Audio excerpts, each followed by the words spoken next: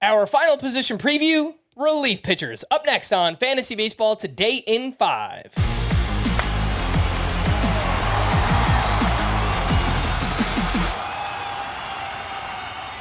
Welcome into FBT in 5 on Thursday, February 22nd. I am Frank Stanfield, joined by Chris Towers, and let's do sleepers, breakouts, and busts. Our favorite to draft. We'll mention SPARPs as well, but Chris, hit me with a few sleepers you like at relief pitcher.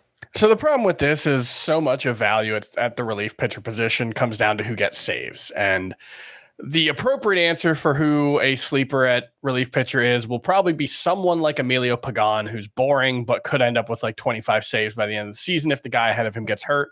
I'm not going to go that direction. I'm going to go the complete opposite direction. I'm going to go with two really young, interesting pitchers who have huge strikeout potential.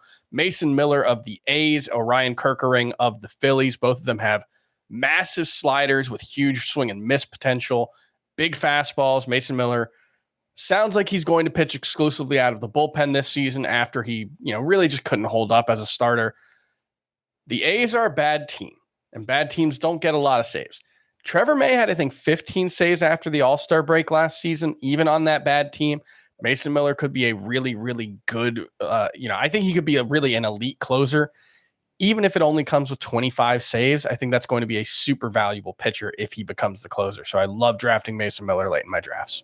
I really like both of those calls, Mason Miller and Orion Kerkering. Two names for me as sleepers, Yuki Matsui and Shelby Miller. Yuki Matsui was signed by the Padres. Their bullpen is kind of up in the air right now. We don't know who the saves leader will be, but Matsui was the youngest ever to record 200 saves in Japan last year, a 157 ERA, .89 whip, 11.3 K per nine, 2 walks per nine. And Shelby Miller, I'll just mention, great year with the Dodgers last year, signed with the Tigers this offseason, and their president of baseball operations, Scott Harris, said this when they signed Shelby Miller, quote, "He has the pure stuff to pitch at the very back end of our bullpen." So just a very deep name there to watch. Chris, a breakout relief pitcher. I think Robert Stephenson is one of the more obvious calls. He signed with the Angels this season after joining the Rays and was just utterly dominant after getting traded to the Rays. 38 and a third innings, 14.1 K per nine, 2.35 ERA, a whip below .7. Now, the Angels are saying that they probably think Carlos Estevez is still their closer to open the season, but he was incredibly shaky in the second half of last season. I think he's a significantly worse pitcher than Robert Stephenson. There might not be a bigger gap in talent between a team's closer and their setup man than what the Angels have with Carlos Estevez and Robert Stephenson. So I think Stephenson has absolutely the stuff to be a dominant closer, and I'm hoping it doesn't take long for him to get the opportunity. Breakout for me is going to be Andres Muñoz, who is currently being drafted as the 13th reliever off the board. What I think can happen here, though, is if the Mariners really just lean in and let him get the majority of the saves, we're talking about top 5 upside at the position here for Muñoz, who throws 99 miles per hour. He picked up 11 of 18 saves after Paul Sewald was traded away from the team last year. Big strikeouts, lots of walks, but helps mitigate that by getting lots of ground balls as well. I don't see any reason why Muñoz can't be this year's version of Yohan Duran. Let's get those 30 saves. That would be awesome. A bust at relief pitcher. Who do you have here, Chris? Yeah, Alexis Diaz overcame any concerns about regression last season by throwing his slider even more. It was 51.5% of his usage last season, up from 35%. His fastball, he throws it pretty hard, but it's not a particularly good pitch. It gets a lot of whiffs, but it also gets hit hard and in the air, which is a bad combination for Cincinnati. I just don't know if there are further adjustments left for Alexis Diaz. His control is not great. He gives up a lot of fly balls. It hasn't hurt him so far, 6.8% home run to fly ball ratio.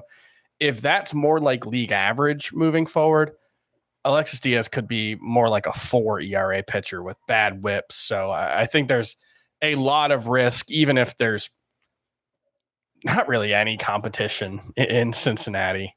I completely agree. I wrote up Alexis Diaz in Bust 1.0. I'll give you another name just to throw it out there. I don't think it's good. I think he's really talented. just worry about the health. And it's Ryan Helsley. Last year had a strained right forearm. He throws 99 miles per hour with the fastball. Again, missed time last year. There's some other decent names in that Cardinals bullpen as well. If he stays healthy, he'll blow this away and make me look dumb, but I do have questions about the health. Favorite to draft, Chris, just give me a name or two. Paul Sewald, if we're not counting SPARPs. All right, favorite to draft for me will be Raisel Iglesias. The Braves had the fourth most save opportunities last year, and he is awesome. Let's quickly wrap up just mentioning the top SPARPs on CBS. Those are starting pitchers who have relief pitcher eligibility. Bit of a cheat code in head-to-head points leagues. I think that's really where you want to target them for that relief pitcher eligibility. Cole Reagans, Michael King, Nick Pivetta, Ryan Pepio, Chris Paddock, Frankie Montas, D.L. Hall, Zach Littell, Sean Manaea, and Alex Wood.